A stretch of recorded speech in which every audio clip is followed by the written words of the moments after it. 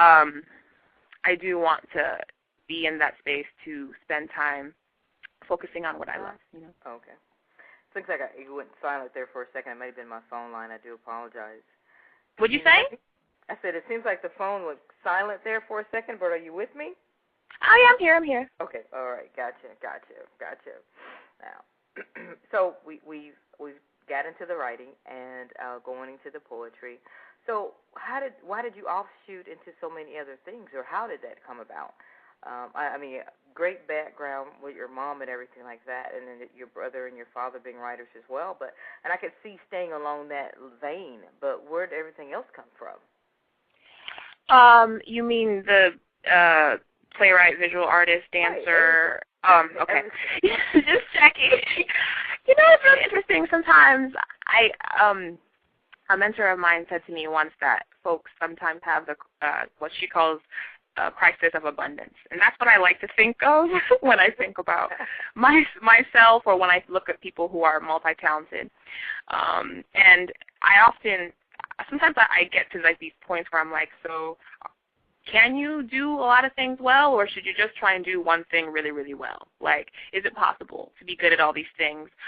Would I be better would it be a better choice for me to just stick with one thing and just knock it out and only do that?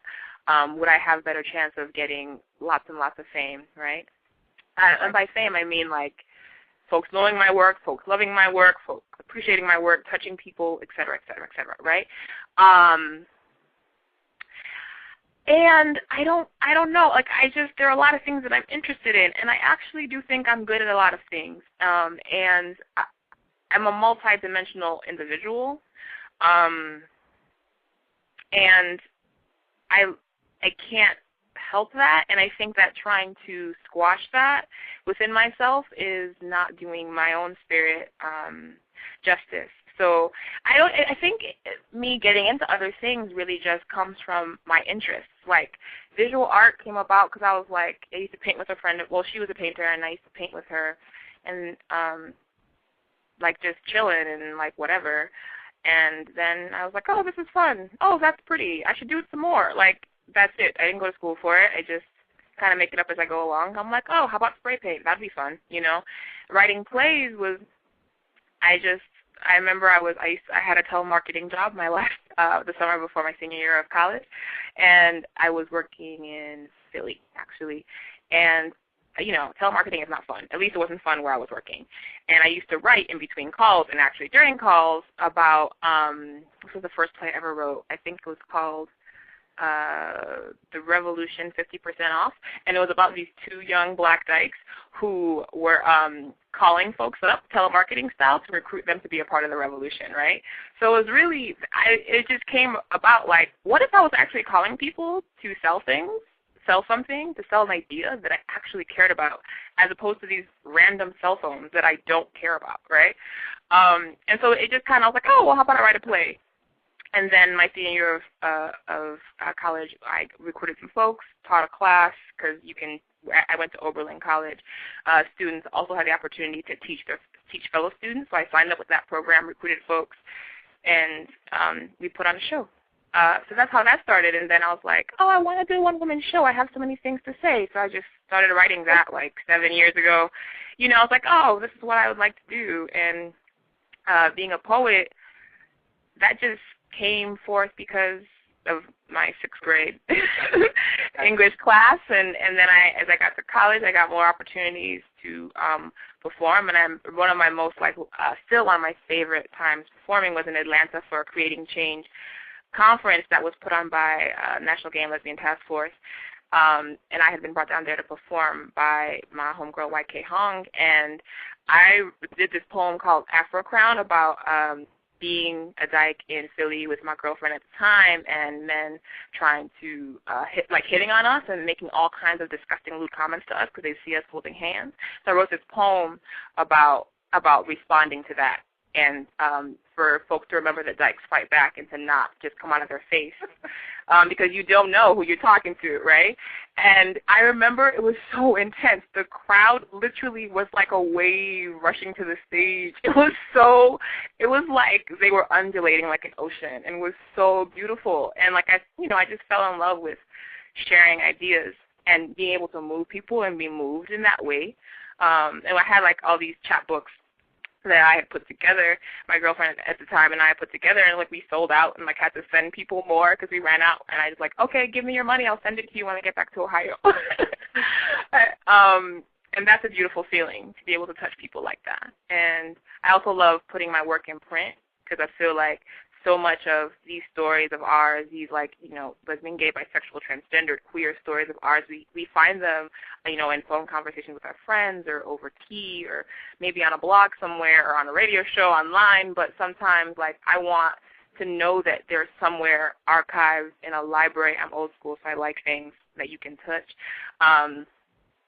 for people, and being able, like putting out work in that way is important to me. So I collect my work, and I'm working on, putting together my work into longer collections and publishing it. I've published 3 collections of poetry so far. They've been all under 60 pages, and I want to really put together like an anthology of my own work because I have so much writing, and have it be in libraries. So like little dykes and queers all over the world can go to the library, hopefully in their high school, and read it and know that they're not the only person on the planet who has a crush on that girl in their bio class or whatever. So I don't know if that answers your question. Basically, I have a lot of interests, and I follow those interests, and then, I become good at them. Gotcha.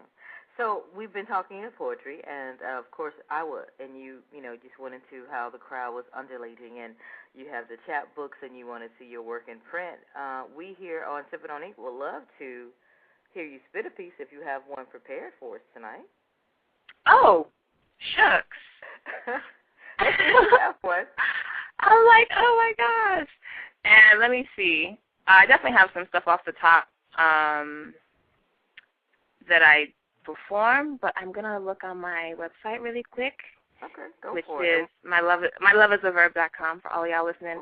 And I want to see if I can do a piece that maybe I haven't shared, like performed yet. So if I can look while we talk.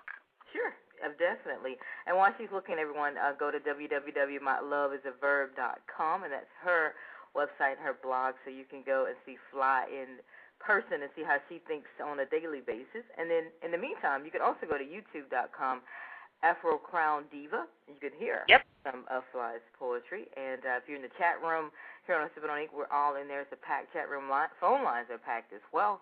But come on in and join us in the chat room while they're discussing what color they can use in the chat room. But they are requesting that she does do a poem. And wow, the chat room is really packing her ass. Let me. I'm seeing the chat room, but can I talk to people? Yeah, you can chat in the chat room. The chat room is open to the public. It's www.blogtalkradio.com/Sippin On Ink. If you're in there, you can. If you're logged in, you have to be logged in. If you're a guest, join Blog Talk Radio, and you can chat just that quick and easy. But we do have quite a few people in the chat room tonight who are coming out to see Fly and wanting to hear a piece, of course. And while she's getting that together, I can do a piece right now. Go for it.